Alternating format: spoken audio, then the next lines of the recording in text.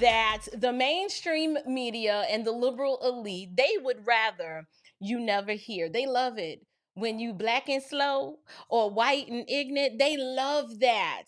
They love it to act as if, election fraud allegedly and political manipulation, those are recent phenomenon that have nothing to do with them. But the truth is that Democrats have a long, well documented history of lying. First of all, we're going to talk about a lot of lies tonight. And in addition to the lies, we're going to talk about the violence, the subjugation, and the intimidation of how they use all of that to steal elections and to maintain their grip on power. Now, if you let them tell it, if you let the Democrat Party tell it, they will tell you that we are the champions of civil rights. We are the protectors of the poor and the defenders of the disenfranchised and the loving, benevolent caretakers of Black America. Child, please listen. I'm going to show y'all something. I had one of the fans of the show sent this to me in Facebook Messenger. And y'all, I ain't gonna lie. I'm sorry if you've been trying to reach me through Facebook Messenger. I don't check it like that. It's too many. The notifications is too much. So I kind of just normally don't check it. But I had time this particular day. And a good brother in the Lord sent me this. Let me show y'all this. Okay, can y'all see this right here? This little screen is showing you, it says the history of the Democrat Party. And this is the part that I want you to focus on. It says the Democrat Party, the party of everyday people. For more than 200 years, our party has led the fight for civil rights, health care, Social Security, workers' rights, and women's rights.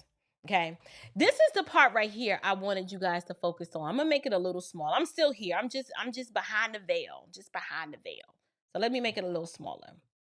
Okay, I know that's too little and y'all probably can't see that, but it's this first little paragraph right here that I was like, ooh, they just lying. This is the nonsense that I wanted to show you because first of all, that first paragraph is a bold-faced industrial strength, like USDA certified lie. It's just a lie, right? Like, so the Democrat Party, they had the audacity to write, not just there, but I found several other websites where a lot of them have scrubbed it. I think this one got scrubbed. Let me show you this one right here. Now, this came from Democrats.org.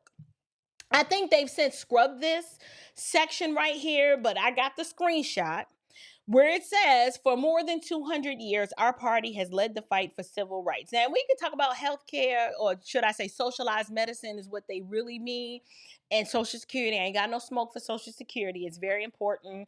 Workers' rights, which is really work like unions and more government having control over the production of labor. But the part that I wanted to focus on right here was the for more than 200 years part. I know that seemed real insignificant. And y'all are like, okay, I don't understand the problem. Like, why is that factually inaccurate? The reason why this is not true, and you have to know a little bit about history for this to make sense. So I'm like, so y'all are the party of civil rights, Social Security, women's rights for 200 years. I'm like, so let me get this straight. In 1825, right? 1825, while y'all, meaning Democrats, were still running slave auctions. I don't know. And drafting new laws to keep people that look like me, my ancestors, and maybe some of you out there, my brown subscribers, in chains. Y'all were simultaneously leading the fight for civil rights. Like, how does that work? Can somebody make it make sense? I don't know. Maybe my math is off, but 200 years. Let me pull up my little trusted calculator. Let's see here. Okay, so what year is it, y'all? It is It is 2025. And when I subtract and do 200, that's 1825. So I'm like, y'all were running slave auctions, right? And then drafting new laws to make sure that Black folks remained slaves. Y'all were fighting for civil rights. Okay, fine. My question is, who were y'all fighting for in 1825? Y'all, mean Democrats, because it sure wasn't Black people, right? Now, Harriet Tubman, she was still trying to map out the Underground Railroad. Frederick Douglass, he hadn't even run away yet. Nat Turner was still gearing up for a slave revolt, but no. According to the Democrats, they were just out here marching with the NAACP, pushing for affirmative action, I don't know, drafting universal health care bills in 1825. Is that how history had happened? I don't think that's how it had happened. But the cognitive dissonance here that I showed you, let's look at the lies again. Okay. This gonna be a long one. I think this topic alone, I got a good hour in me. So, like I said, get your coffee and get your tea, because we're gonna be around. We're gonna be a while. But this is what happens. That right there, this is what happens when historical revisionism meets just straight up delusion. And I know y'all saw some of that delusion this week when they were trying to elect a new chair and a vice chair. I saw a lot of delusion on their stage. And I don't even, this little delusion right here, let's not stop there, right? These are the same folks who want you to believe that Kamala Harris was out here with a plate of collard greens, with a fake Black grandma, probably named Mabel, I don't know, just to convince you that she was down for the cause, power to the people. And she invented a whole Black grandma to legitimize herself with Black folks. And basically the narrative was, oh yes, my grandmother used to tell me someone, girl, stop. Ain't nobody buying that. Now, it might be some of y'all on here that bought it, and now you realize that you got had. It's okay. We still love you. There's room over here for you if you realize that you got played. But that woman changes ethnicities like some people change underwear, right? She Black on Tuesday, South Asian on Wednesday, and I'm just, American. By Thursday, she just an American. Never mind her upbringing in Canada or her history of locking up more Black men than a Monopoly game. No, she got a fictional Black granny, so it's all good. We just gonna act like none of that stuff matters. And then we get to Dementia Joe. We're going to get to Dementia Joe. He don't have dementia. No. Dementia Joe don't got dementia. He's just a charming old man with a speech impediment that kind of makes him forget everything and causes him to shake hands with imaginary friends. And then by 6 o'clock, he just needs a nap. Like this man had the nuclear codes. But we were supposed to believe that he's just, he just need a little extra time to sound out his words. What I'm going to do is fix the tax system. For example, we have 1,000 trillionaires in America. Billionaires in America. And what's happening? They're in a situation where they, in fact, pay 8.2% in taxes. If they just paid 24%, 25%, either one of those numbers, they'd raise $500 million, billion dollars, I should say, in a 10-year period. We'd be able to wipe out his debt. We'd be able to help make sure that all those things we need to do, child care, elder care, making sure that we continue to strengthen our healthcare system, making sure that we're able to make every single solitary person eligible for what I've been able to do with the COVID, with dealing with everything we have to do with, look, if we finally beat Medicare. Thank you, President Biden. President Trump? Well, he's right. He did beat Medicare. He beat it to death, and he's destroying Medicare. This, you guys, this is the tip of the iceberg of the Democratic Party playbook. These people will look you dead in your face, say something insane, and then act like you're the crazy one for questioning it.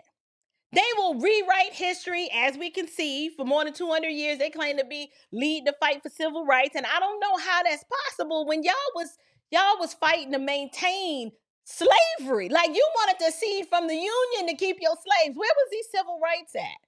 They rewrite the history, gaslight an entire population, and then when the truth comes knocking, they just pretend that it never happened. What I realized from watching the party leadership debacle on the stage with all the weirdos and the misfits, what I noticed is that Democrats love virtue signaling. Oh yes, they love the virtue signal. They do it like it's an Olympic sport. Oh yeah, they will kneel in kente cloths, cry all kinds of fake tears. They will host panels on systemic racism and white supremacy. Oh, they will do all of that, talking about systemic oppression. They'll rename a street after MLK, but when it comes to actual policies that, I don't know, may actually help Black folks, you get crickets. Absolute crickets. They'll throw up these symbols, right? They'll throw up these symbolic victories, so you're not really paying attention to the real damage that they are doing. They don't fix the hood, no, but they'll paint Black Lives Matter on the pavement right next to the potholes. Don't pay attention to the potholes, just Black Lives Matter. That's all they want you to care about. They don't create jobs. They don't have a clue how to do that. But they'll tell you that the biggest issue in Black America is pronouns and climate change. Meanwhile, your gas is at $5 a gallon. Well, if you on the West Coast, here in Georgia, it's close to $4. You know, gas will be $5 a gallon.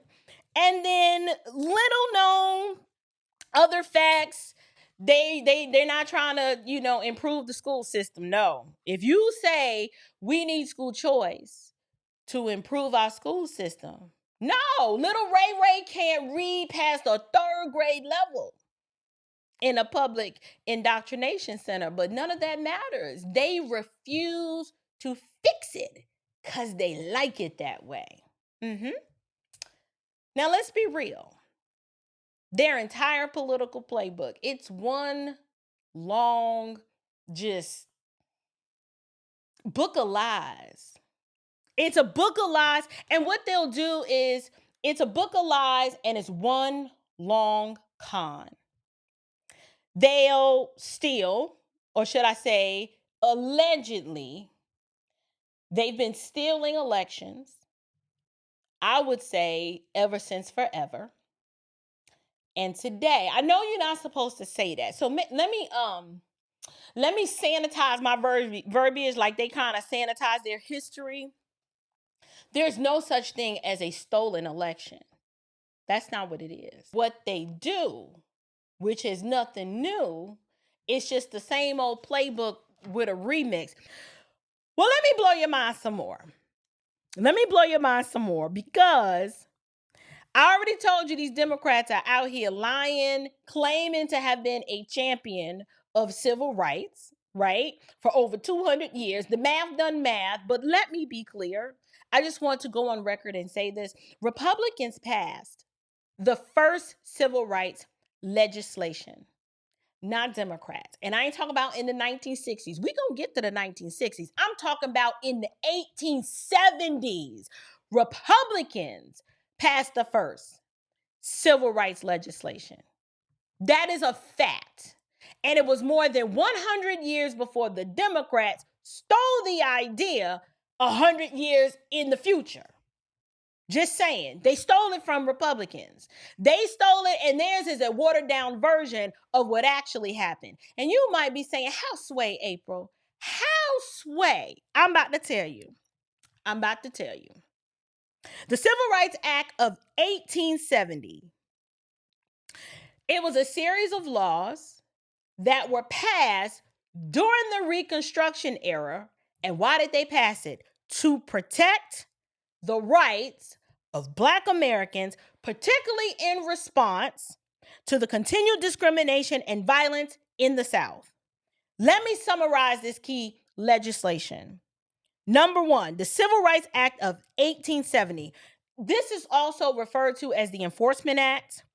And this law was designed to enforce the 15th Amendment, which granted Black men the right to vote. So we already have the 15th Amendment. Black men have the right to vote, but these darn Democrats don't know how to act, don't want these Blacks to function in their freedom. So we had to have a Civil Rights Act of 1870 to enforce what they already had, which was the 15th Amendment.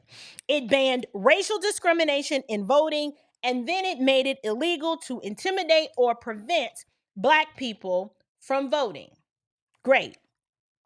It gave the federal government the power to prosecute individuals and groups such as the KKK, Democrats, that attempted to suppress Black voting rights. Let's not forget, they love revisionist history. This is the stain of history on the Democrats that they don't want you to know. But we're going to talk about it today. Republicans passed the first Civil Rights Act. I'm just at 1870. We got the Civil Rights Act of 1871. This is the second Enforcement Act. Why? Because these crazy and deranged people don't know how to act. Second Enforcement Act. This one, they had to give it a name. This one was also known as the Ku Klux Klan Act. I said, say what now? Wait a minute. We just had a year before some federal legislation to protect Black men's right to vote. And a year later, they had to pass another Civil Rights Act? Yes. This law aimed to curb white supremacist violence, particularly from the KKK, Democrats. Same difference. The KKK at this time, they're terrorizing Black communities and Republican voters. So the Civil Rights Act of 1871, this allowed the federal government to intervene in states where civil rights were being violated. So we got 1870 Civil Rights Act. They don't know how to act. They got to come back again, 1871, with another Civil Rights Act to keep these crazy. I'm not gonna. We're not gonna call them. These are some evil people, y'all. I mean, these darn Democrats was out of control. This KKK Klan Act permitted military force. Now they like, we got to bring in the military because y'all so out of control. Permitted military force and federal prosecution of individuals or groups conspiring to deprive people of their constitutional rights. It gave victims of civil rights violations the right to sue their attackers in federal court. I'm like, well, good gracious. Number 3, Civil Rights Act of 1875. This is the most sweeping of the Reconstruction era civil rights laws. This act prohibited racial discrimination in public accommodations. You mean like they ain't got buses, but like horse and buggies and restaurants and stuff and train depots? Yes. This act prohibited racial discrimination in public accommodations such as hotels, theaters, railroads, and other public facilities. I'm like, wait a minute, what year is this again? 1875.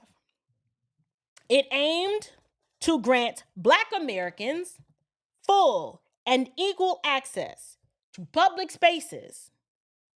I'm like, so you mean the Civil Rights Act of 1964 really wasn't original?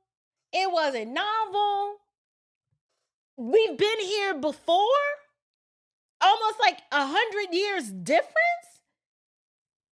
Y'all know I'm asking questions now because I'm like, wait a minute. We got the Civil Rights Act of 1964, and then this is 1875. What had happened? That's the question you need to ask yourself.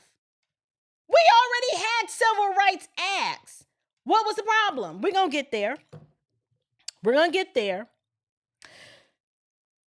The issue with these civil rights acts is that they lacked the enforcement mechanisms because many states ignored it. I'm like, okay, so states are ignoring it. So we can't say they didn't do nothing. The states are not complying because Dixiecrats, Democrats, crazy and deranged, racist white folks don't want to comply. No problem. 1883.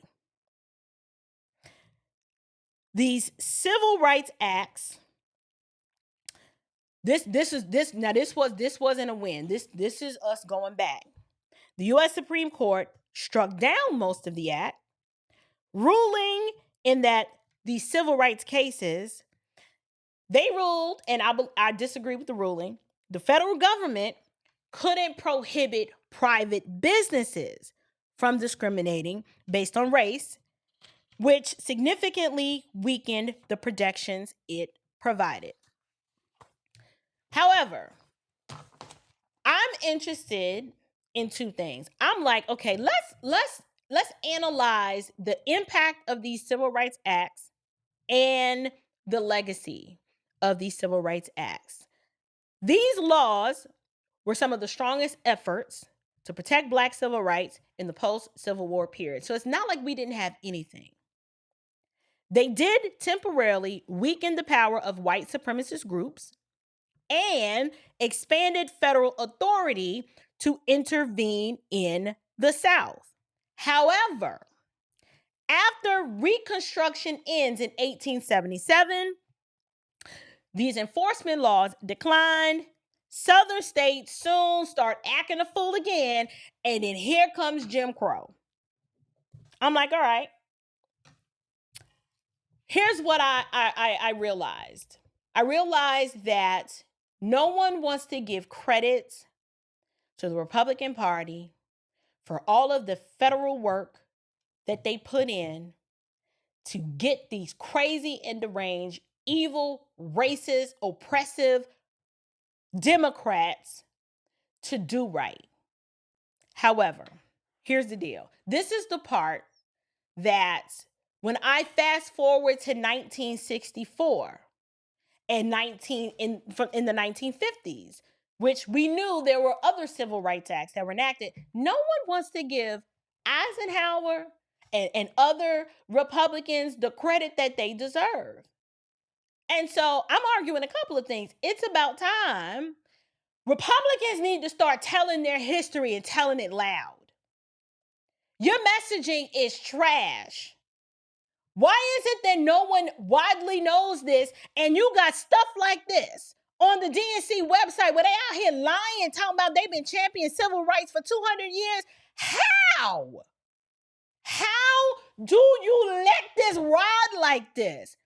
I am a YouTuber. I'm somebody's wife and mama. I should not be on the internet making a big stink about this.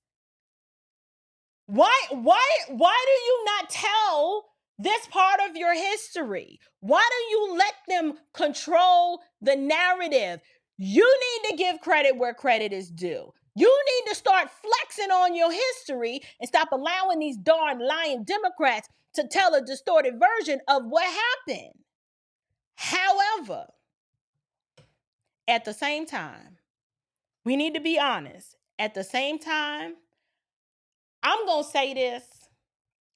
Y'all know me. I always come with, I give and then I take away. I know, but I'm going to say this and you can feel however you want to feel about it, but I don't care. I don't care.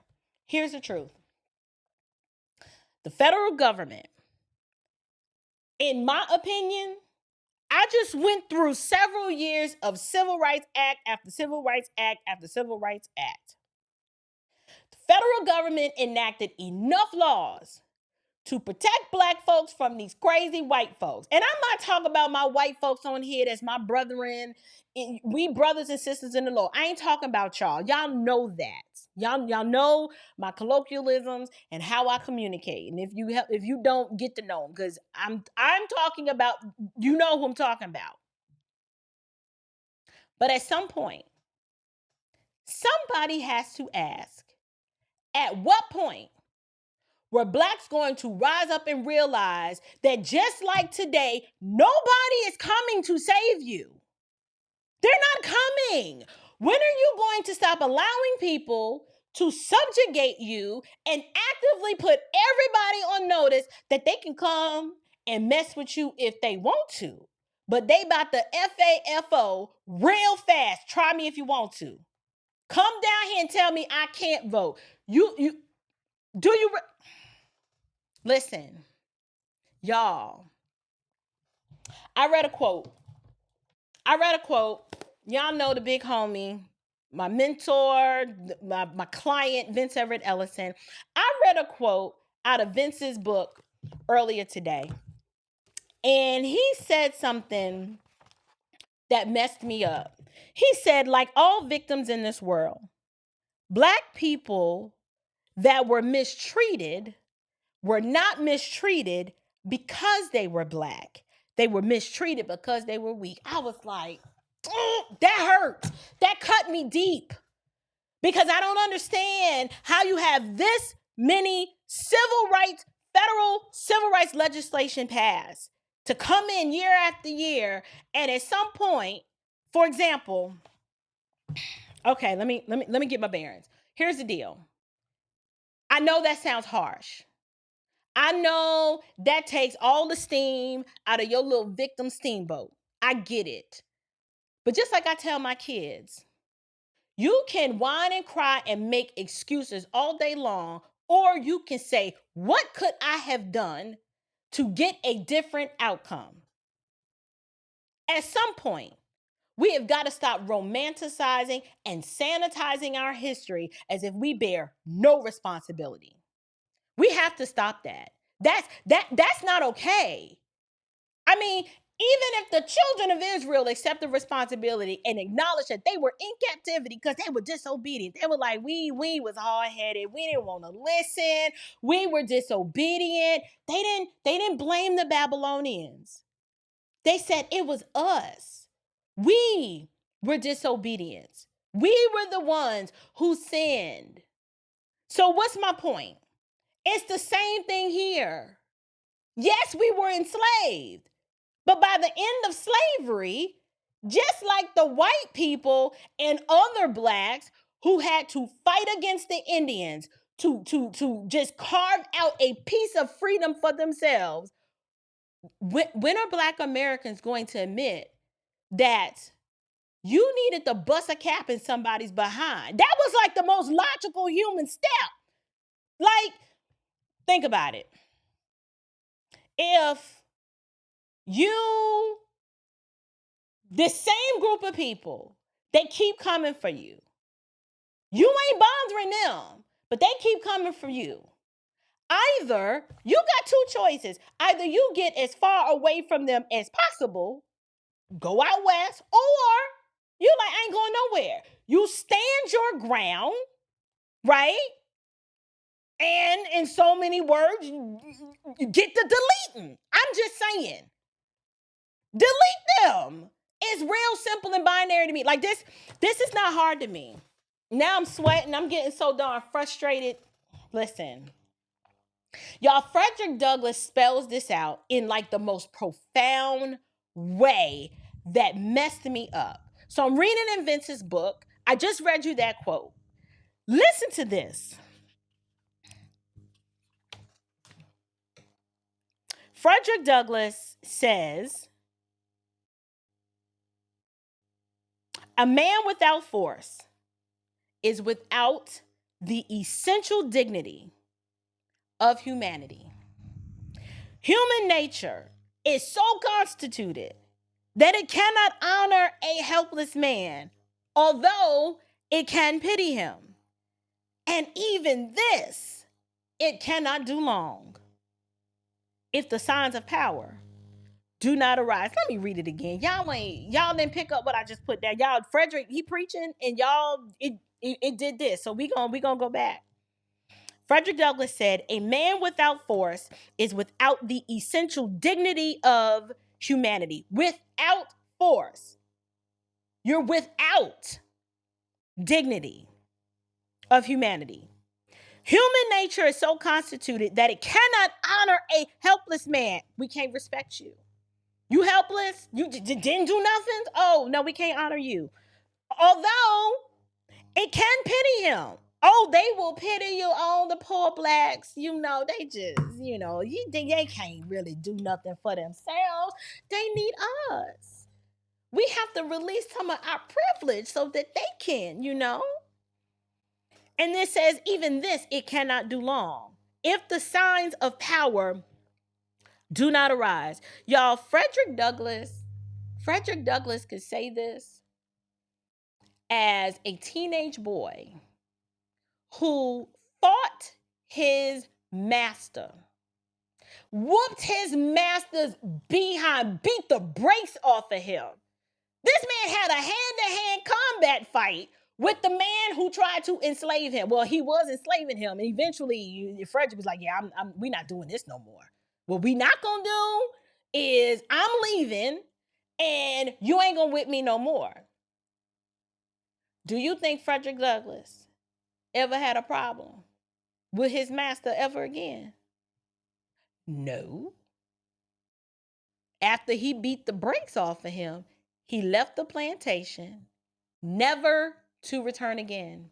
Never. He never went back.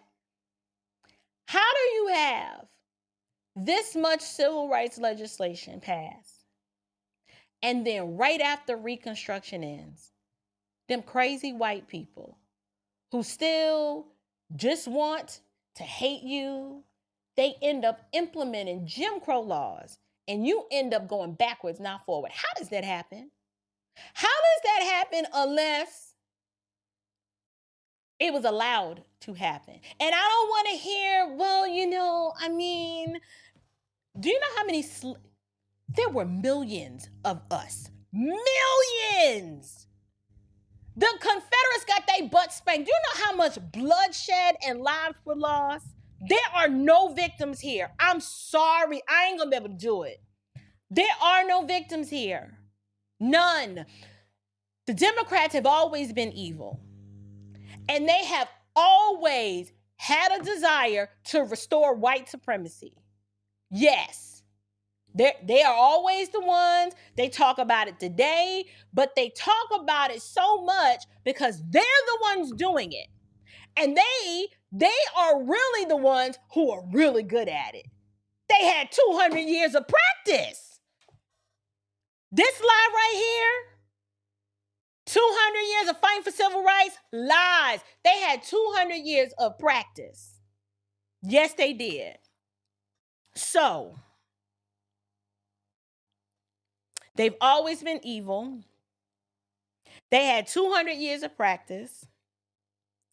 And you think about how white liberals act now when they see Black Americans like me functioning in their freedom. Oh no, they don't like that.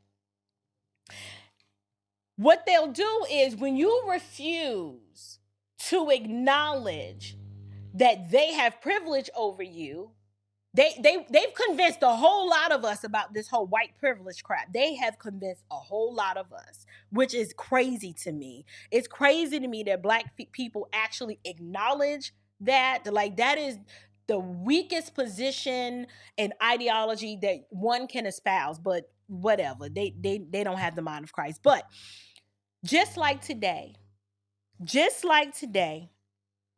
them Democrats couldn't stand seeing Blacks function in their freedom. They don't like seeing it. They don't like seeing it now.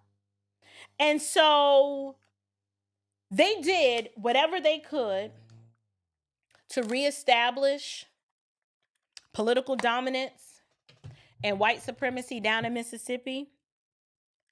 And they were determined to overturn any gains that the Blacks were making down in Mississippi. All of the Republican work that had been done after Reconstruction, it was a constant fight. They was like, we not doing no peace. All they wanted was for the South to rise again. They had this underlying motive. We are going to restore white dominance. Plain and simple. It didn't matter who we gotta kill. They don't care. They didn't care. The Democrat Party, during this time, and just like they do today, they sought to gain control of the state legislature and the governor's office. It's down in Mississippi. And they would often justify their actions with lies. They would make claims of corruption.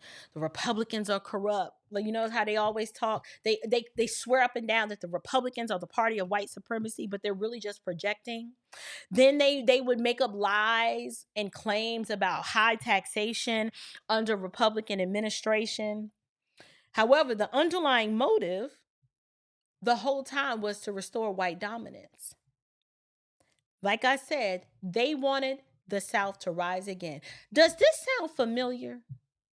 Because if you think about it, the strategy hasn't changed, only the methods. The strategy hasn't changed at all. They are still doing the same thing today. They have Joy Reid and overpaid media propagandists to spew out lies all day long to confuse people. You have most of the mainstream legacy media. They're also complicit.